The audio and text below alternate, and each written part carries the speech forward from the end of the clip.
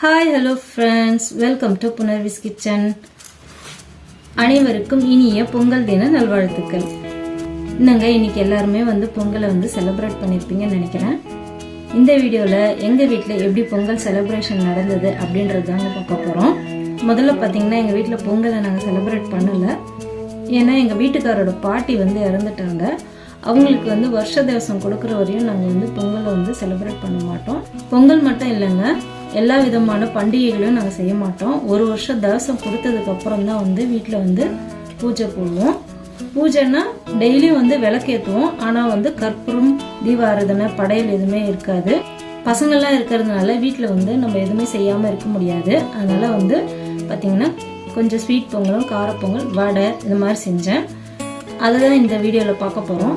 வாங்க வீடியோக்குள்ளே போகலாம். இன்றைக்கி சக்கரை பொங்கலும் வெண்பொங்கலும் செய்ய போகிறோம். அதனால் ரெண்டுத்துக்கும் சேர்த்து அரிசியை ஒன்றாவே வேக வச்சு எடுத்துக்க போகிறேன். வெந்ததுக்கு அப்புறமா பார்த்திங்கன்னா நம்ம ரெண்டாக பிரித்து எடுத்துக்கலாம். இன்றைக்கி பார்த்திங்கன்னா நான் சீரக சம்பா அரிசியில் பொங்கல் பண்ண போகிறேன். இப்போ 1 கிளாஸ் அளவுக்கு சீரக சம்பா அரிசியை சேர்த்துக்கிறேன். பாசிப்பருப்பு ஒரு 3/4 கிளாஸ் அளவுக்கு எடுத்துக்கிறேன். பொங்கல் டேஸ்ட்டாக வரணும்னா சிறுபருப்பு கொஞ்சம் அதிகமாக சேர்த்துக்கிட்டிங்கன்னா நல்லா டேஸ்ட்டு கொடுக்கும். இப்போ அரிசி பருப்பு நல்லா கழுவி எடுத்துக்கலாம். இப்போ பொங்கலுக்கு 3.5 கிளாஸ் அளவுக்கு தண்ணி சேர்த்துக்கணும். நான் முதல்ல 3/4 கிளாஸ் அளவுக்கு பாலை சேர்த்துக்கிறேன். இன்றைக்கி பால் ஊற்றி நம்ம பொங்கல் பண்ண போகிறோம். இப்போ தண்ணி ஒரு 2.25 கிளாஸ் அளவுக்கு சேர்த்துக்கிறேன். பாலும் தண்ணியும் சேர்ந்து 3.5 கிளாஸ் அளவுக்கு சேர்த்துக்கணும்.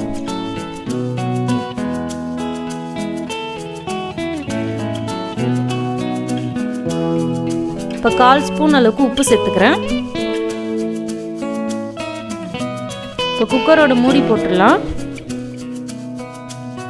ஒரு விசில் வந்ததும் சிம்மில் வச்சுட்டு 2வது விசிலுக்கு நம்ம ஸ்டவ் ஆஃப் பண்ணிடலாம்.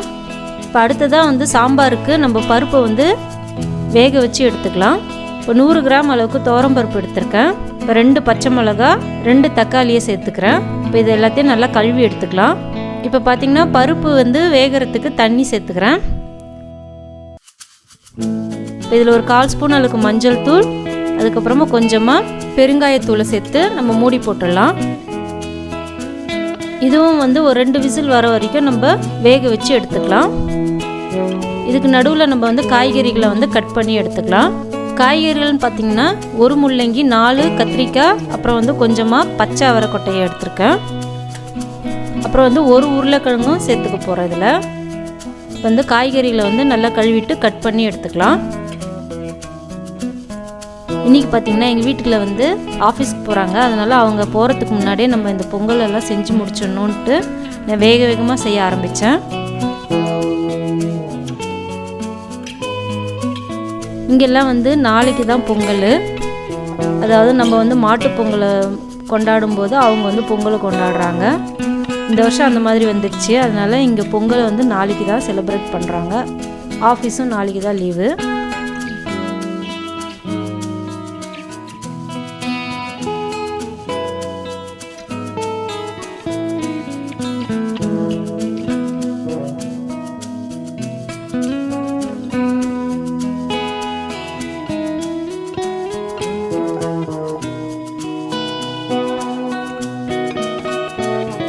சாம்பாருக்கு காய்கறிகளை கட் பண்ணி எடுத்தாச்சு.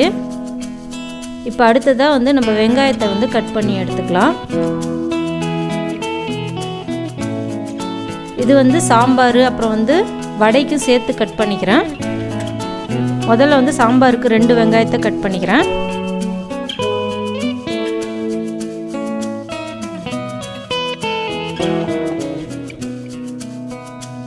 இப்போ அரிசி வெந்துடுச்சு. அதுக்கப்புறம் இந்த ஸ்டவ்வில் பார்த்திங்கன்னா பருப்பும் வெந்துடுச்சு. இப்போ இது எல்லாத்தையும் எடுத்து வச்சுக்கிறேன். சாரி ஃப்ரெண்ட்ஸ், என்னோடய வீடியோ ஒரு வீடியோ மிஸ் ஆகிடுச்சு. அதனால் தாளிக்கிற வீடியோ எடுக்க முடியல.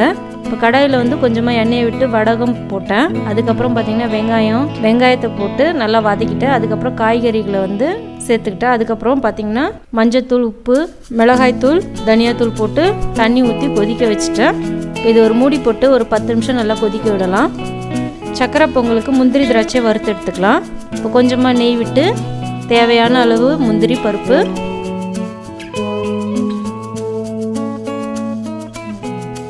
இப்போ முந்திரி பருப்பெல்லாம் நல்லா வறுப்பட்டுடுச்சு. இப்போ திராட்சையை சேர்த்துக்கிறேன். திராட்சையும் நல்லா உப்பி வந்துடுச்சு. இப்போ இதை எடுத்து வச்சுக்கலாம். இப்போ பொங்கலுக்கு வந்து நம்ம இஞ்சி பச்சை மிளகாய் எல்லாத்தையும் கட் பண்ணி எடுத்துக்க போகிறேன்.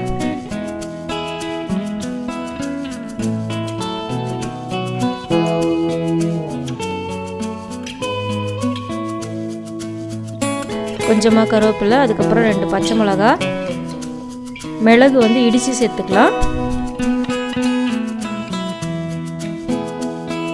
பொங்கலையும் தாளிச்சாச்சு.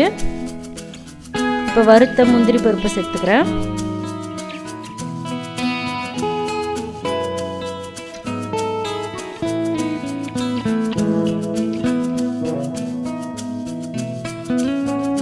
இப்போ வெண்பொங்கல் சூப்பராக ரெடி ஆயிடுச்சு. இப்போ கடைசியாக கொஞ்சமாக நெய் விட்டு இறக்கிடலாம். இப்போ பொங்கலை வந்து நான் ஒரு கிண்ணத்தில் எடுத்து வச்சுக்கிறேன். விளக்கேற்றும் போது நான் சாமிக்கு வைக்கிறதுக்கு.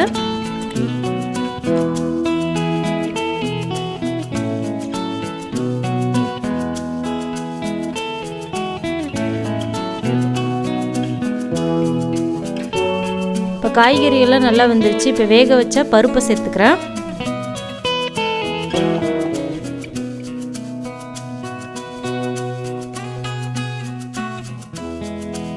இது கூடவே வந்து கொஞ்சமாக புளியை கரைச்சி வச்சுருக்கேன். இப்போ அதையும் சேர்த்துக்கிறேன். இதை நல்லா கலந்துட்டு ஒரு கொதி வந்ததுக்கப்புறமா நம்ம இறக்கிடணும். இப்போ கடைசியாக வந்து கொத்தமல்லி தூவிக்கிறேன். அவ்வளோதாங்க, சாம்பார் ரெடி ஆயிடுச்சு. இப்போ அடுத்ததாக சக்கரை பொங்கலுக்கு ரெடி பண்ணிக்கலாம். இப்போ 100 கிராம் அளவுக்கு வெல்லத்தை சேர்த்துக்கிறேன். இப்போ இது எல்லாத்தையும் கலந்துக்கலாம். இப்போ வெல்லம் நல்லா கரையட்டும். இப்போ வெல்லம்லாம் நல்லா கரைஞ்சிடுச்சு.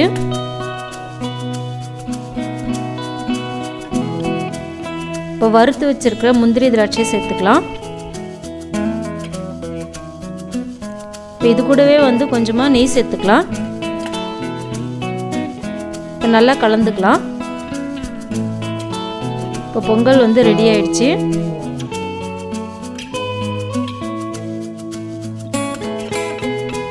அடுத்ததாக வடைக்கு வந்து வெங்காயத்தை கட் பண்ணிக்கிறேன்.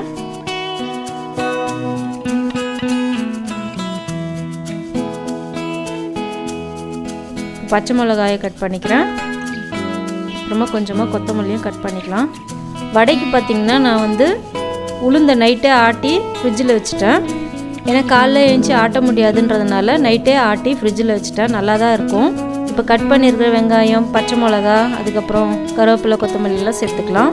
இந்த மாவில் மிளகு, அதுக்கப்புறம் கொஞ்சம் உப்பு சேர்த்துக்கிறேன். அப்புறம் ஒரு 1/4 ஸ்பூன் அளவுக்கு ஆப்ப சோடா மாவு சேர்த்துக்கிறேன். நல்லா கலந்துக்கலாம். இப்போ அடுத்ததாக வந்து பார்த்திங்கன்னா சக்கரவள்ளி கிழங்கு வேக வைக்க போகிறேன்.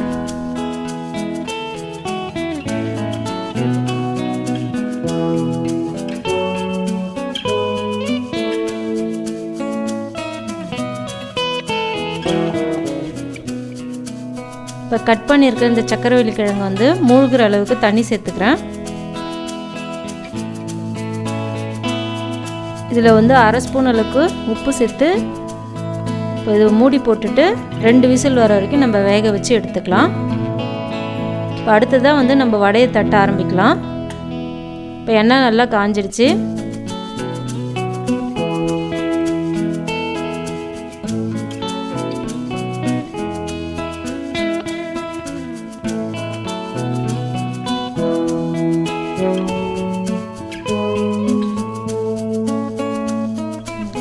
இப்போ வடையும் ரெடி ஆயிடுச்சு.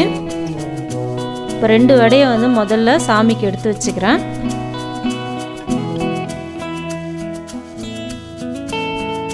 இப்போ டைம் பார்த்திங்கன்னா 7:15 ஆயிடுச்சு. அவருக்கு ஆஃபீஸ் கேப் வந்து 7:30 மணிக்கு வரும். அதனால் வேகமாக நான் செய்ய ஆரம்பிச்சிட்டேன். இப்போ எடுத்து வச்சுருக்க சக்கரை பொங்கல், வெண்பொங்கல், அதுக்கப்புறம் வடையை முதல்ல வச்சு சாமிக்கு விளக்கேற்றிட்டேன்.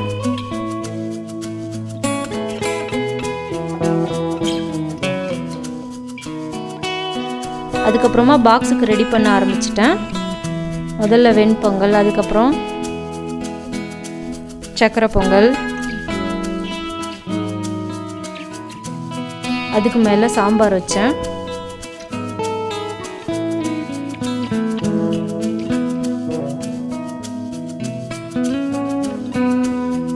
இப்போ அடுத்த பாக்ஸில் வடை வச்சுட்டேன். கடைசியாக வந்து பார்த்திங்கன்னா சக்கரவள்ளி கிழங்கு அதையும் பாக்ஸில் போட்டு கொடுத்துட்டேன். இப்போ அடுத்ததாக காக்காவுக்கு வந்து இலையில சாதத்தை வச்சு காக்காவுக்கு வச்சாச்சு. வச்ச உடனே வந்து காக்கா வந்துடுச்சு. ஆனால் வந்து சாப்பிட்றதுக்கு ரொம்ப நேரம் எடுத்துக்கிச்சு டைமு. ஏன்னா நான் வீடியோ எடுத்துகிட்டு இருந்தனால நான் பக்கத்துலேயே இருக்கிறதுனால வரல அதுக்கிட்ட. நான் கொஞ்சம் தூரம் போனதுக்கப்புறமா வந்து சாப்பிட்டுக்கு காக்கா.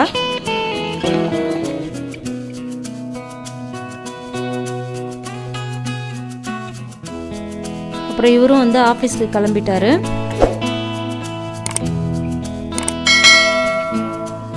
அதுக்கப்புறமா என்னோட ரொட்டீன் ஒர்க்கை நான் ஸ்டார்ட் பண்ணேன்.